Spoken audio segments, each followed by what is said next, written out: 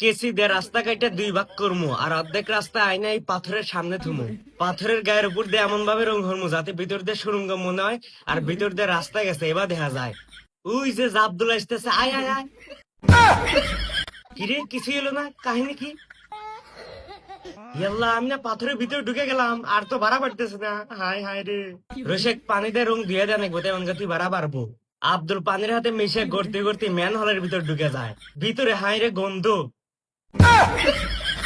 আব্দুল আগে যাওয়ার নেই, গাড়ির ভিতর থেকে বড় একটা সাহাবা হারে সাহার তলে আব্দুল্লাহর গাড়ি ফালায় সেগে একবার আলু ভর্তা বানা ফেলায়। গাড়ির তেল ঘুরে গেছে, এই গুদের ভিতর থেকে পচা পানি নিয়ে গাড়ি খাওয়া দেয়। গাড়িটা মেলাক্ষণ সিকুর পেরে পেরে দাঁতি নেগে অজ্ঞান হয়ে পড়ে যায়। আব্দুল্লাহ গাড়ির শক্তি পাওয়ার নাকি একটা ওষুধ খিলে দেয়। ওষুধ খিলে দেওয়ার হাতে হাতে গাড়ির গায়ে এত এনার্জি আর এত শক্তি চলে আসে, গাড়ি কুত্তর মতো দৌড় পাড়তেছে। সামনে একটু পাহাড় বাজছিল, পাহাড় মার ভাঙ্গে নিয়ে চলে গেছে।